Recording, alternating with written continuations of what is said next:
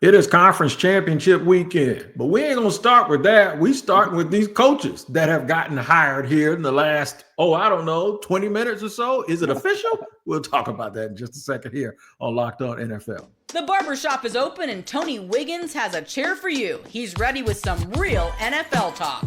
The local experts of Locked On bring their expertise, and Wiggy is ready with his clippers and shears. Sit down and enjoy. The new Locked On NFL starts now. Locked On Podcast Network. Your team every day. That is absolutely right. It is your team every day here on Locked On NFL. We thank you for making us your first listen. Reminding you that we're free to subscribe to wherever you get your podcasts. If you watch them, go there. If you listen, go there. And make sure you hear it when you go there. And Locked On Jaguars Locked On NFL and Locked On Jaguars, by the way, will be there wherever you get your podcast. Hey, man, make no mistake about it. Today's show is sponsored and brought to you by Game Time. Download the Game Time app, create an account, and use the code Locked On NFL for $20 off your first purchase. Hello to the everydayers if you're not an everydayer. Hi to you too. I hope you enjoy the show. And boy, we are power packed with it today. I got my man Matt Williamson from the Peacock and Williamson podcast, of course, one of the founders of Locked On NFL. We are always grateful to have him, former NFL scout, and now doing a lot of work up with the Pittsburgh Steelers. Here's what we're going to talk about. Matt's going to make the picks. Not me. I'm going to pick. Matt's going to do what he always does. But instead of a whip around the league, we're going to have a detailed reason why he thinks who's going to win is going to win, right? Oh, by the way, the conference championships are underway. I guess we'll get to that. That's what we're going to pick the games on. I guess it's nice to be in the NFL, though, man, when the things trump who's going to the Super Bowl. Usually that's all that we're thinking about, but not with the NFL. The news cycle is always round and round. News at the top of the show. Coaching changes, man, or coaching hires, the latest. I thought the Jaguars were going to take all the news, but no, save it for the Raiders. Matt, the Raiders have made a hire. First of all, how good do you think is this Raiders job? Because a lot of people always talk about the owner, and now they talk about Brady being involved. What do you think are the advantages of getting this job with the Raiders for Pete Carroll, who has been hired?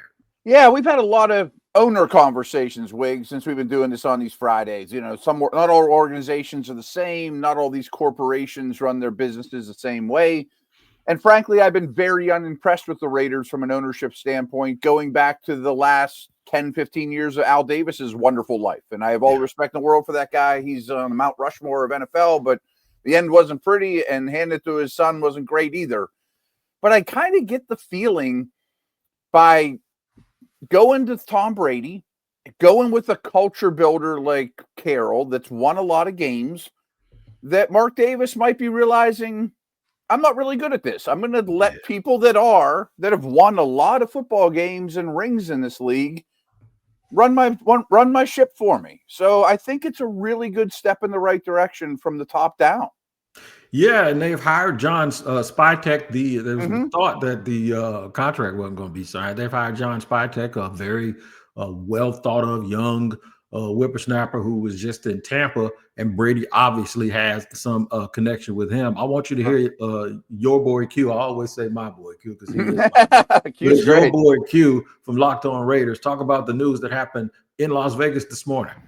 What's happening, Raider Nation? It's Q Myers from the Locked On Raiders podcast, and it is official. Like a referee's whistle, the next head football coach of the Silver and Black is one Pete Carroll. 73-year-old Pete Carroll, going to be turning 74. Age does not matter. That dude's got more energy than me, you, and everyone else in that Raiders locker room combined. That dude is a ball of energy. He's bringing a winning attitude and a winning culture to the Silver and Black, something that has clearly been needed. Adam Schefter from ESPN reported it's a 3-year deal for Pete Carroll with a team option for 4. John Spytek, who just signed his deal to be the Raiders GM, signed a 5-year deal, so you can see how the two guys align. 3 years for Pete Carroll for sure, 5 years for John Spytek as they try to turn things around in Las Vegas with this Raiders organization moving forward in 2025 under the leadership of Mark Davis, Tom Brady, and everyone else in that front office there with the Raiders. So for more on this and all things Silver and Black, make sure you tune in to the Locked On Raiders podcast. I'm Q Myers. Looks like a little bit of a change of direction. I know it's all Mhm. about players. Everybody but you have to have something to bring them into a culture where they can cultivate and actually grow together. Maybe it's a new start for the Raiders, man, Matt, with this new crew. Maybe. And I'm really excited now. I mean, this news just happened, so I'm kind of reacting on the fly, let alone that the team you cover, that just happened too. You know, we got a lot to happen, man. I'm sure your world's spinning. I know that. But Pete Carroll, I know he's an older gentleman, like Belichick. They're about the same age. But he does seem young at heart and full of energy, and he must know a million people in this business. I'm real curious how he fills out his staff. You know, is there going to be a young dude, preferably offensive, that might be Carroll's successor even? You know, like, hang around here for a year or two. We'll develop this thing. I know I'm not going to be here in 5 years. I'm going to hand it off to you. You know, maybe they're in good hands for the next decade. I don't know. I'm just real curious how the staff rounds out.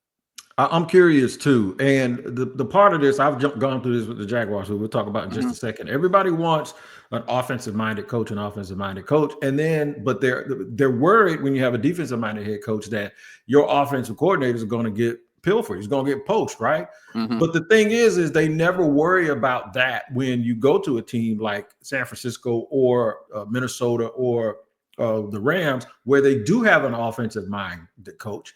And his coaches on offense keep getting pilfered. Yeah, right. So my thing is why don't you just get an offensive coordinator and then put a whole bunch of guys behind him, just like they keep doing in San Francisco and the Rams? They keep losing quality control guys, and they keep losing. I mean, you just think Kevin O'Connell, Liam Cohen, Dave Canal, all of these dudes have crossed paths. So if offensive-minded head coaches can stack their rosters with dudes that you can poach, why can't a defensive-minded head coach tell his offensive coordinator, now stack a bunch of guys behind you so that we can continue to have continuity? It's not that difficult. And so get to the Jaguars. Let's get to it. Roller coaster. Wait, one thing I just want to throw out there is way back when I read Bobby Bowden's book and I learned a lot about it's a leadership type book. But a big thing he stresses with him when he hires his staff is, I'm going to coach them to coach.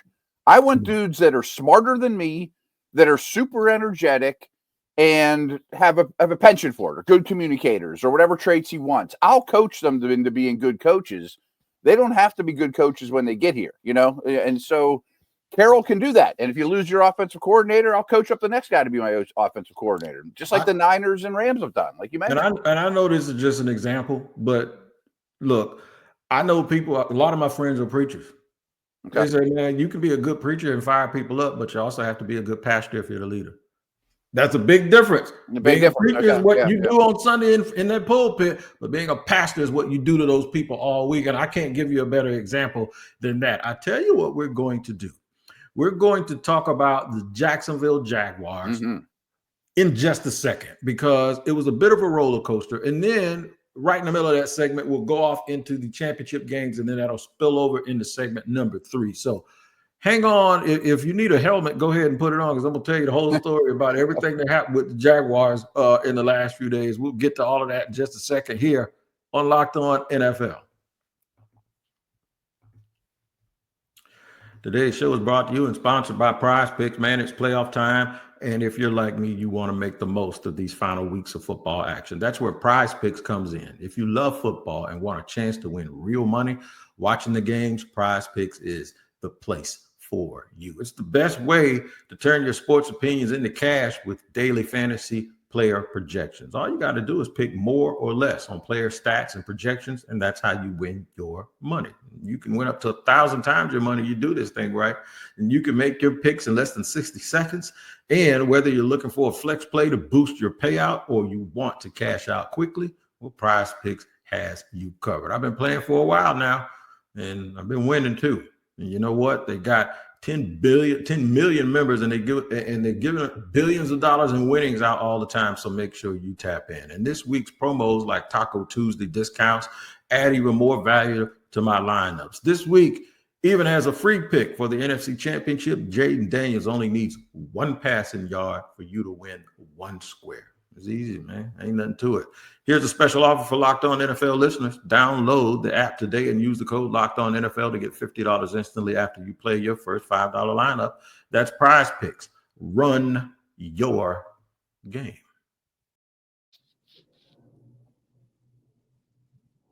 All right, Matt Williamson joining me here on Locked On NFL, talking about coaching changes before we get to some actual on-field action. I could have sworn you said about Pete Carroll. I thought about a song by Aaliyah. It says, age ain't nothing but a number. Touchdowns ain't nothing but a thing, right? So it don't matter that he's 73 as long as he can continue to get the job done. The Jacksonville Jaguars, however, did do away with the old and in with the new. But it was the old way of doing business. Shad Khan has been patient. He kept Trent Baalke all offseason and used him in the coaching search. And everybody was like, man, ain't nobody going to come work for Trent. Well, Ben Johnson goes somewhere else. And then Liam Cohen says, nah, man, I'm good. I'm going to stay here in Tampa. Then they fire Trent Baalke and they double back to Liam Cohen. And that's where the circus begins, because there was apparently an agreement that he was going to be the highest paid OC. Only it was contingent that he didn't do a second interview with Jacksonville for him to actually do a second interview with Jacksonville. By the way, that would have made me want to do a second interview with Jacksonville. Yeah. And last night they came to an agreement. He's going to be the Jaguars coach, and Tampa, the people in Tampa are going absolutely crazy about that. What do you think about that entire situation, the way you saw that unfold, Matt? I don't have a problem with it. I mean, I'm not saying it's a dirty business, but it's a tough business, and these guys get fired at the drop of a hat. I think anytime that there's a slight opportunity to advance yourself as a coach, I would never besmudge anyone from doing it. You know, like that year I was with the Browns, you know, like everybody, we started the season, in good spirits, and we were a really bad team. I mean, we knew we weren't a Super Bowl team, but by like mid-season, everyone's coach's doors are shut. You know, I mean, everyone's on the phone with their buddies looking for jobs, knowing they're going to get fired. You got to do what you got to do, man, you know? Yeah. And really, this segment should be about you. I mean, are you happy with Cohen? Tell me the story. I want to hear all about it. I'm happy with it because, and I appreciate that. I'm happy with it because it signals. I heard a clip. I was very, very hesitant to tell any one of the listeners on the Locked On Jaguars podcast who I wanted them to have. Because I wasn't privy to the interview process. And I'm never arrogant to think that just because I see a team being successful, that automatically means that can happen somewhere else without all of the other things going on. But I listened to a clip of him yesterday, and he said something that almost made me melt. And what that is he said he didn't do what fans do. He didn't start with Trevor Lawrence. He didn't come in and say, we're going to put the ball in his hand and we're going to do this. We're going to throw it. We're going to take care of that. He said it starts up front. You got to win the line of scrimmage. This is a physical game. It's a violent game, but you got to be able to handle that part of it. If you don't, then he says, then you're going to run the football. We got to run it. And he talked about running and talked about being physical. And then he talked about throwing the ball down the field. He says it starts up front, and he says it's really not about plays. It's about players. Matt, I almost lost my mind because that is exactly the thing that we have been saying. You have to insulate Trevor, but you don't baby him. What you do is you overspend if you have to. You go overboard on draft picks if you have to fix your offensive line. There is no overkill when it comes to pass rush.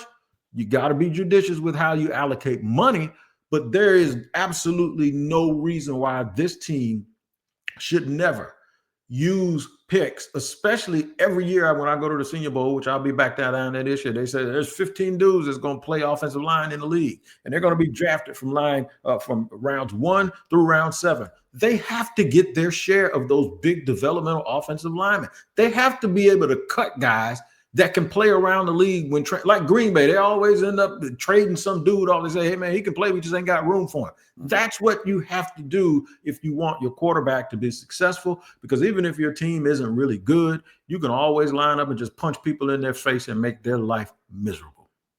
Yeah, I love that as well. And who knows, like it's funny, the Bears hire Ben Johnson. So you assume, well, he came from the Lions. He's going to stress offensive linemen. He's going to try to get his Penei Sewell, et cetera, et cetera. It's Ragnow. And I love that Cohen said that, because I think the Bucs O-line from a year ago is probably the most improved unit in the league and is right there with Philly at the top of the league and Detroit. You draft Barton at a center in the first round. Not every team would be dedicated to doing that. Wirfs was already awesome, but you flipped him to the left side. so that your right tackle could be in a more natural environment. You got a lot out of those two guards, so they really stress the O-line. And I'm thrilled for the Jacksonville community that that's the first thing out of his mouth too. That's great. Absolutely. And Shad Khan did something I called billionaire-ish. He lost out. He heard the cries from the people. He saw what folks were trying to tell him. It doesn't mean that Trent Baalke is a horrible person. It doesn't even mean that Trent Baalke isn't a capable talent evaluator. This is about going from 9 wins. And I've always said this. It's easier to go from 1 win to 9 than it is from 9 to 12. That is a very step.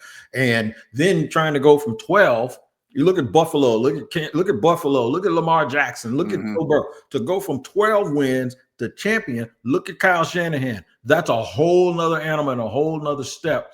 And what that requires is being mentally and emotionally in lockstep with leadership, and not have a dude that is a survivor of bad situations in the mix. You just have to have people that are going to look at each other and say, it's do or die me. We're going to do this. We're going to do it. We're going to do it together.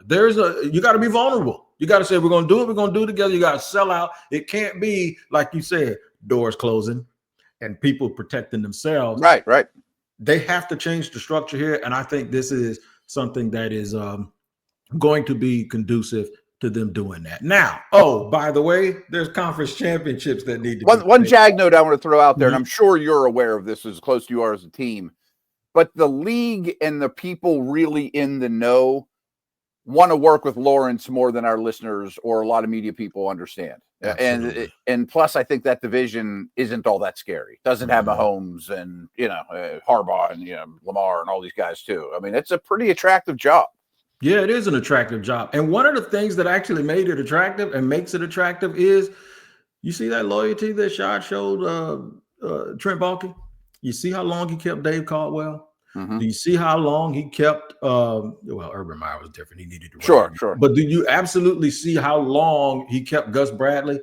He does not meddle, bro. I'm telling you, if you get it right, he is the perfect owner, because he's going to spend money. He's not going to meddle in your business. He ain't going to talk to your coaching staff. He ain't going to that is not who he is. This is the perfect situation if you have the right leader in place. And I'm going to tell you something, man. It is a good day here for the Jaguars. Oh, by the way, like I told Matt, we got conference championship. Oh, by the way, You think that's something we need to talk about? What I'm going to do is I'm going to leave us about 10 good minutes on that other side. We're going to go ahead. We're going to pause for the cause, but then it is all about the conference championships. What is it going to take for the Bills to win? What is it going to take? We have actually a crossover. We have both the Eagles and these dudes weren't in the same room because they might start fighting, but we got the Eagles with DiBiase and, of course, David Harrison. We got them on one clip talking about what Philly has to do to make sure they win this game. And we're going to actually get to that in just a second here on Locked On NFL.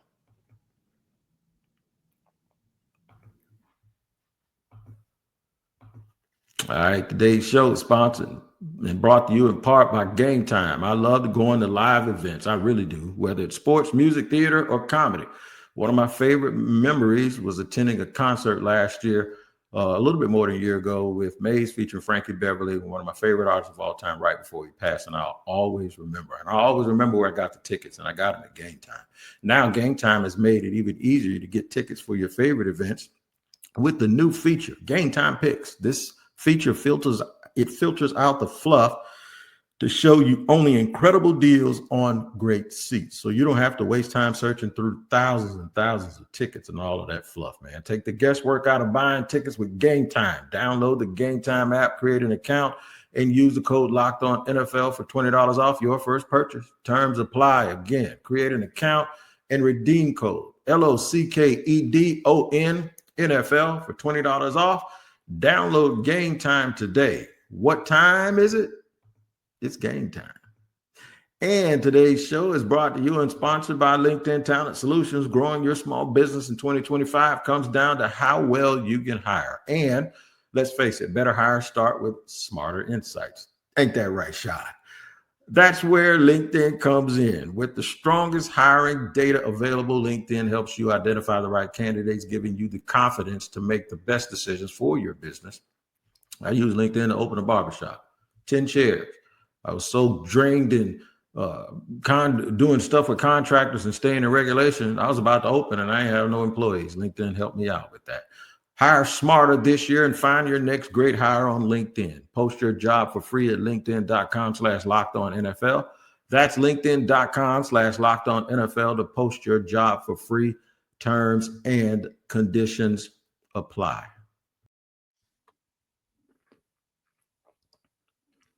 Rolling along here on Locked On NFL, and we have seen two guys get hired here, right? Pete Carroll and Liam Cohen. And one of the things, one guy's young, one guy's old, but they both have the same objective, and that is to get to the conference championship and possibly, and more important than that, the Super Bowl. Philly and Washington in the NFC, well, they're going to get it on this weekend. And they've seen each other. They're very familiar. They split 2 games this year, 1-1. The teams play differently, but they do have some similar characteristics. And one of them is they both know who they are. Listen to Lou DiBiase and David Harrison talk about this game. And I think for the Eagles, one of the keys to victory is Quinyon, and I think there are 3 defensive pillars on all 3 levels. They need to dominate. Quinyon Mitchell in the secondary, Zach Bond at linebacker, and Jalen Carter up front at defensive tackle, because those 3 are so crucial in stopping that dynamic duo that's gotten the Commanders to the Final Four. You know, of course, Jaden Daniels and Terry McLaurin. Jalen Carter, he wrecked that game against the Rams. Without him, Matt Stafford probably scores and the Eagles season's over, and you're doing this with Locked On Rams. The other thing for this Eagles defense, it's easier said than done, of course, but they need to contain Jaden Daniels, like keep him inside the pocket. I feel like at times the Eagles have over pursued on Jaden this year on mobile quarterbacks. It's allowed them to leak outside, make plays outside of structure. I thought that was a big reason Daniels led that comeback the last time these 2 teams played in DC. And then for Jalen Hurts, it's the opposite. Like David, he's got to be able to run. I just do not believe, even with all the weapons they have, the defense they have, the offensive line, and Saquon, if Jalen Hurts cannot move and he is a pocket passer, he's a statue on Sunday, and he just cannot make plays with his legs, I just don't know how they win this football game. I don't. You know what? He's absolutely right. Both of those dudes have a very, very calm demeanor, but there's something about Jaden. I think he's more talented. And to be playing this young with that calmness, man, this game is probably just going to be like a pickup game on Sunday. Maybe now they can make him pay for that too, because there is something to be said about playing in this game. But I do think that calmness and coolness will help him in a real, real rough environment. Real rough environment. And so I always bring things back to the Steelers, as you know, but I mean, the Steelers and Ravens played for a third time a week or 2 ago. And digging into that, I really thought, who gets the advantage in a third matchup? And really, I just came to the conclusion, the team with the better players. You know, I mean, a lot of these coaches have shot their guns. They know each other so well. Yeah, they'll have a couple tricks, maybe a fake punt or some blitz that they didn't have before. But for the most part, you know your opponents.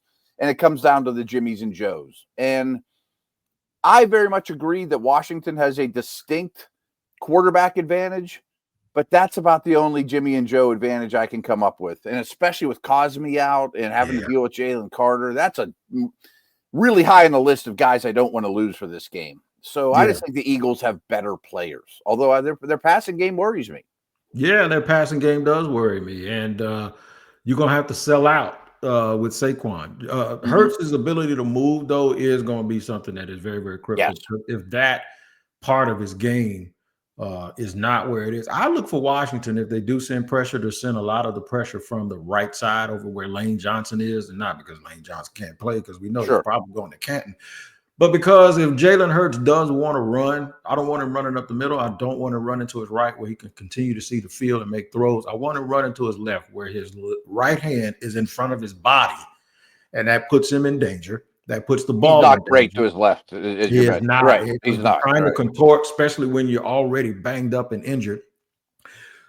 I do want to see if Washington can have guys do what Terry McLaurin has done for the. That means he's elevated his play. He's always been a very, very good player, but now he is a leader with this, and it's going to be very, very fun. I tell you, if they don't win this game, you're going to see people talk about Nick Sirianni needs to go. I'm telling you, man, Philly don't play that. They don't play that foolishness up there because their standard is not just to be at the party. No, they want to dance too. Buffalo in a game where a lot of people want to talk about just Josh Allen. I talked ad nauseum yesterday about this game, about the Chiefs, about fans having fatigue, fans that aren't Buffalo or Kansas City having greatness fatigue with the Chiefs. There's something that the Chiefs do very, very well since they don't have an alpha number one receiver. That's yak. It seems like they get the ball in the hands of these dudes, and those guys can make things happen after the catch. I think that'll be a big part of this game, and Joe Marino is going to talk a little bit about the Chiefs offense here from Locked On Bills. It's time to get ready for the Buffalo Bills AFC Championship game opponent, the challenges they present, and what the Bills need to do to deal with them today. The guy that's been there all year is Xavier Worthy, their first-round pick. Of course, the Bills traded with Kansas City so they can get Xavier Worthy. And for his impact, it really hasn't come as a down-the-field threat. Right? You look at Xavier Worthy, and he ran the fastest 40-yard dash in history. And you would think that would mean a lot of down-the-field throws, and it really hasn't. It's been a lot of manufactured touches that give him the ball in space and give him a chance to be an athlete with some scheme touches, not as much down-the-field stuff. That's a very good point. Just because you're fast don't mean you're going to make a bunch of big plays, but because you are fast, there's always the threat of a big play, which creates windows, and those windows can be taken advantage of by a guy named Travis Kelce. Indeed.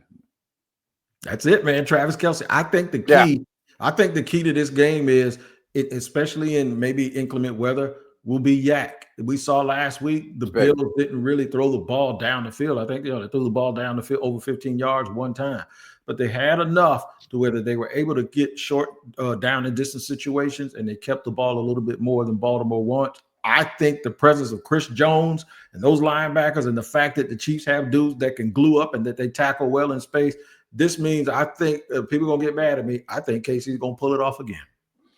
I picked them as well. I'm expecting a really good game, though. I mean, I think it could be the Bills' year, but man, I mean, they have 0 Super Bowl trophies in their history, and the Chiefs are on a roll and understand how to win these games better than anyone that I can remember since Brady or including Brady. And there's something to be said for that.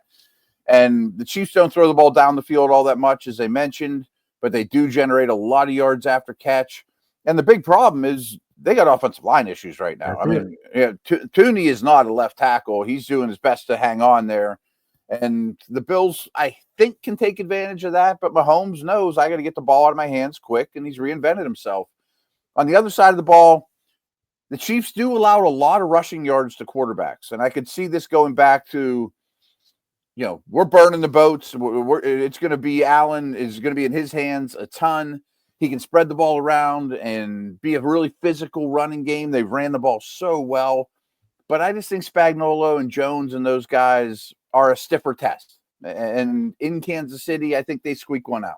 All right, so here's the thing. We got to make some picks here. I'm going to tell you what my key to this is. And the key to this is, you think back to Baltimore and Buffalo, it's going to be who turns the ball over. And one of the things about being at home is you can get out of bad plays when you're on offense at home. It's hard to get out of bad plays when you're on the road in these situations because the clock is running down, delay of game, you got to burn timeouts, people can't hear you, communication's off. I'm going with both home teams, Matt, but I'm going to let you start right there in Buffalo where we just finished that little piece off. What do you think? You say you're going with the Chiefs. Tell me how. Yeah, and I think it comes down to the very end here. I could see a lot of points in the fourth quarter after these quarterbacks figure things out. I don't think weather in Philly or Kansas City is going to be drastic. Of course, it's going to be cold. I'm sure there'll be wind, but it's not going to be insane. There's not going to be a ton of snow. So I think we're going to see big-time players being big-time players, especially at the quarterback position. I think the Chiefs win a very close, high-scoring game. All right, now let's bring it on over to Philly, man, where I know Xfinity Live is going to be crazy before the game. I love that place. Washington.